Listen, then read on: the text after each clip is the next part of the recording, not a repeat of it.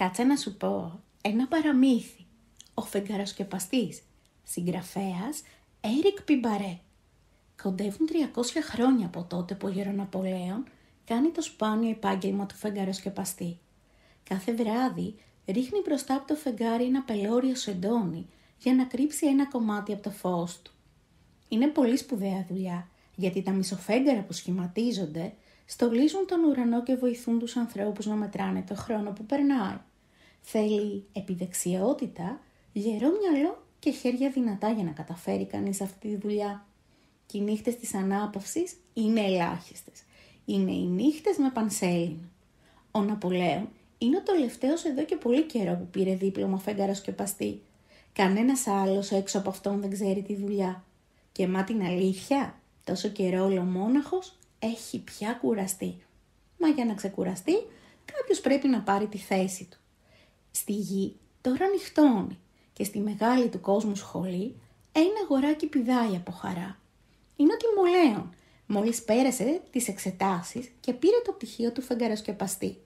Οι δάσκαλοι του τον κοιτάζουν όλο καμάρι. Τιμολέων, τα κατάφερες, του λένε. Μα ο χρόνος μας κυνηγάει. Ο Γεροναπολέων κοντεύει να αρρωστήσει από την κούραση. Πρέπει απόψε κιόλας να πας να πάρεις τη θέση του. Και με αυτά τα λόγια του δίνουν μια μαγική καραμέλα. Βάλ' την στο στόμα σου και θα γίνεις ανάλαφρος σαν τον αέρα. Έτσι θα φτάσεις στο φεγγάρι. Αλλά τα μάτια σου 4. Δεν έχουμε άλλη. Ο Τιμολέων βάζει την καραμέλα στην τσέπη του και φεύγει τρέχοντας. Λίγα χιλιόμετρα πιο κάτω σταματάει και σηκώνει τα μάτια του στον ουρανό. «Φεγγαράκι μου, έρχομαι!» φωνάζει με όλη του τη δύναμη και χώνει το χέρι στην τσέπη. Ψάχνει από εδώ, ψάχνει από εκεί που φαινάει η καραμέλα. Όση φορά, τρομαγμένος ο Τιμολέων, σκύβει να δει και τρομάζει ακόμα περισσότερο. Η τσέπη του είναι τρύπια. Η καραμέλα που θα τον έκανε ανάλαφρο σαν τον αέρα χάθηκε. Για πάντα. Και τα όμορφα μισοφέγγαρα, σε λίγο θα χαθούν κι αυτά. Απελπισμένος ο Τιμολέων τραβάει για την κοντινή πόλη και καθισμένος πάνω σε ένα γραμματοκιβώτιο κοιτάζει το φεγγάρι και αναστενάζει. Ο Λέανδρος, ο μικρός εφημεριδοπόλης, τον βλέπει έτσι λυπημένο και πλησιάζει. «Έπαθα μεγάλο κακό», του εξηγεί ο Τιμολέων. «Πρέπει με κάθε θυσία να πάω στο φεγγάρι. Μα έχασα την καραμέλα που θα με έκανε ανάλαφρο σαν τον αέρα». «Παράξενη ιστορία», λέει ο Λέανδρος. «Και τι στην ευχή θέλεις να κάνεις στο φεγγάρι?» «Είμαι ο καινούριος φεγγαροσκεπαστής», αποκρίνεται ο Τιμολέων. «Πρέπει να πάρω τη θέση του Ναπολέοντα». «Μα δεν έχω τρόπο να ανέβω ως εκεί πάνω». «Έχω μια ιδέα», φωνάζει τότε ο Λέανδρος και τραβάει τον Τιμολέοντα από το μανίκι, τον ανεβάζει στη στέγη ενός σπιτιού, ξεδιπλώνει τις εφημερίδες του και φτιάχνει έναν τεράστιο χάρτινο αεροπλάνο. Ο Τιμολέων χατζώνεται απάνω και φωνάζει «Φεγγαράκι μου, έρχομαι!» Χωρίς να χάσει καιρό ο Λέανδρος σπρώχνει με δύναμη το αεροπλάνο και το βλέπει να χάνεται στον ουρανό. Μα πριν προλάβει να χαρεί, ο Τιμολέων και τον χάρτινο αεροπλάνο του πέφτουν στο πάρκο και τσακίζονται. Ο Λέανδρος και ο Τιμολέων κάθονται στην άκρη του δρόμου και κοιτάνε το φεγγάρι λυπημένοι. Περνάει τότε η Δάφνη που έχει το μαγαζί με τα παιχνίδια. Τους βλέπει έτοιμους να κλάψουν και πλησιάζει. «Αν δεν φτάσω στο φεγγάρι πριν ξημερώσει, ο Γεροναπολέων θα αρρωστήσει από την κούραση και το φεγγάρι θα μείνει για πάντα ολοστρόγγυλο. Για πάντα κάτασπρο. Δεν θα ξαναγίνει ποτέ μισοφέγγαρο», της εξηγεί ο Τιμολέων. «Έχω μια ιδέα», φωνάζει τότε η Δάφνη και αρπάζει τον Τιμολέοντα από το γιακά, τρέχει στο μαγαζάκι με τα παιχνίδια και τον ανεβάζει στο πιο μεγάλο χαρταετό της.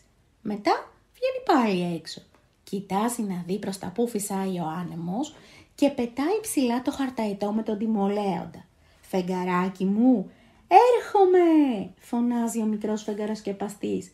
Ξάφνου όμως ένα δυνατό μπουρίνι σκίζει το χαρταετό και ο Τιμολέων προσγειώνεται με το κεφάλι στη λίμνη. Η Δάφνη, ο Λέανδρος και ο Τιμολέων κάθονται παρέα σε ένα παγκάκι και κοιτάνε το φεγγάρι απελπισμένοι. τους βλέπει ο Πολυχρόνης, ο ορολογάς, τόσο στεναχωρημένος και πλησιάζει. Αν δεν φτάσω στο φεγγάρι πριν ξημερώσει, κανείς δεν θα πάρει τη θέση του Γεροναπολέοντα και το φεγγάρι θα μείνει για πάντα ολοστρόγγυλο, για πάντα κάτασπρο. Δεν θα ξαναγίνει ποτέ μισοφέγγαρο, του εξηγεί ο Τιμολέων. «Έχω μια ιδέα», λέει τότε ο Πολυχρόνης και πιάνει τον Τιμολέοντα από τα πόδια, του βγάζει τα παπούτσια και τρέχει στο εργαστήρι του. Εκεί διαλέγει το πιο μεγάλο ορολόι του, παίρνει από μέσα 2 θεόρατα ελαττήρια και τα σταρεώνει στα παπούτσια του Τιμολέοντα. Και αυτός δεν χάνει λεπτό, αμέσως τα φοράει, κοιτάει το φεγγάρι και αρχίζει να πηδάει με όλη του τη δύναμη. Μα τα πόδια του βγάλανε γρήγορα φουσκάλες και μετά από 40 πηδήματα ο Τιμολέων σοριάστηκε λαχανιασμένο στο χώμα. Ο Ερίκος που φυσάει το γυαλί για να τον βοηθήσει τον έκλεισε σε μια θεόρατη σαπνόφουσκα. Ο Αρίστος ο Σφαιροβόλος τον τίναξε ψηλά με όλη του τη δύναμη. Ο Τζίμης ο Πολυκαράς του φτιάξε μια πελώρια σφεντόνα. Η Μαργαρίτα που μιλάει με τα πουλιά παρακάλεσε 300 σπουργητάκια να τον ταξιδέψουν ως τον ουρανό. Όλοι θέλουν να βοηθήσουν τον Τιμολέοντα, μα κανείς δεν βρίσκει τον τρόπο. Ο Τζίμης, ο Αρίστος, η Μαργαρίτα, ο Ερίκος, ο Πολυχρόνης, η Δάφνη, ο Λέανδρος και όλοι οι άνθρωποι της πόλης στέκονται αμίλητοι πλάι στον Τιμολέοντα και κοιτάνε δακρυσμένοι το φεγγάρι. Και εξάφνου, μέσα στη σιωπή, μια λεπτή φωνούλα ακούγεται. «Αν ενωθούμε όλοι και φτιάξουμε μια ανθρώπινη σκάλα?» ρωτάει η μικρή Χλόη. Και οι μεγάλοι ξεχνάνε με μια στα δάκρυα και χαρούμενοι αρχίζουν να ανεβαίνουν ο ένας πάνω στον άλλον.